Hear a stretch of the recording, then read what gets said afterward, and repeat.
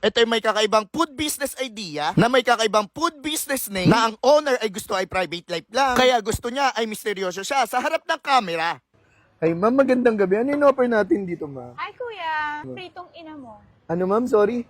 Pritong ina mo. May masama ka ba sinasabi? Wala. Pritong ina mo. Ano ba yun, ma'am? Pritong manok, pritong lempo, at pritong pork chop. Ah, yung pala yung tawag mo. O nga, no? Pritong ino mo, no? Magkano yan, ma'am? 49 pesos lang. Kakaiba dyan, ma'am? Sigaw lang. Ah, sigaw lang. Mapapasigaw ka ng inang-ina. Pwede kang mamili sa 6 na flavor sauces namin. Ma'am, anong bestseller na sauce nyo, ma'am? Cheese. Cheese, no? Yan. Sige, ma'am, pa-order na ako, ma'am. Magkano yung mga price range ng pritong ina mo, ma'am? 49 lang lahat. Ano yung mga, no, bukod sa, ano yun, ma'am? Mga variant, mga, ano? Pork chop, liempo, Ah, ito yun. tsaka boneless chicken. Yan, sige, ma'am. Yan. Ito na yun, madam. Yes! Ano na sauce, ma'am, yung, ano mo, pang nadiina mong sauce dyan. Cheese ba? Ikaw ba, ma'am? May tiwala ako sa'yo, eh. Yan. Ba, ma'am, bukod dito, ma'am? Ano pa yung mga menu mo? Meron pa ako dito, Dunk and Bites na tinatawag na super duper liit na burger na dadunk mo sa cheese. Yan. Panad, ma'am, saan ka pwedeng puntahan? At anong oras pwede puntahan? 1433 Dagupan Street, Tondo, Manila. Tapat kami ng Tondo Street Cafe at Barangay 51. Yan. Thank you, madam, ha. Tikman ko na.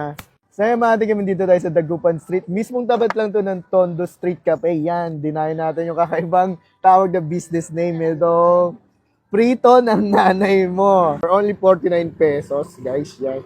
49 pesos lang yan. May camera, wala. So, tikman na natin yan. Maganda dito, madami kayong pwedeng pagpilian na sauce yan. Ito the bestseller, cheese sauce. Subukan na natin.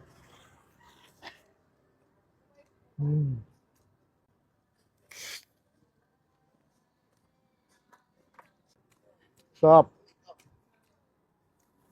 Manipis yung breadings. Yan, guys.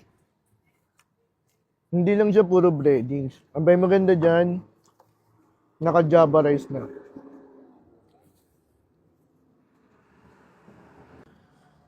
Sulita-sulita to, ha, sa 49 pesos.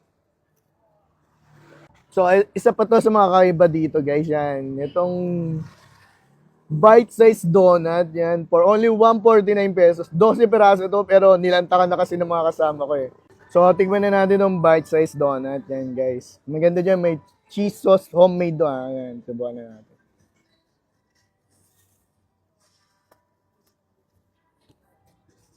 Grabe, parang kumakain ka lang ng eggnog. Parang kumakain ka lang ng eggnog. Tsaka creative, ayan, guys, oh. May sauce pa, yan. Sulit na rin to sa 149 pesos. And guys, kung siya makatikim ng ganitong kakaibang pagkain yan, katulad ito, bite-sized burger yan. Sabi itong prito ng nanay mo. Dahil na kayo dito sa tapat lang ng Tondo Street Cafe. So yun lang, salamat pala.